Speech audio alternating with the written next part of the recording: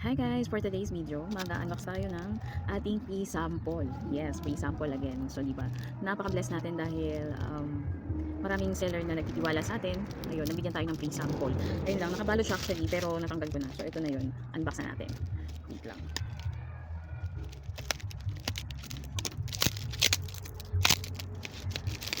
Yan. So, di ba? Meron tayong photochromic eyeglass.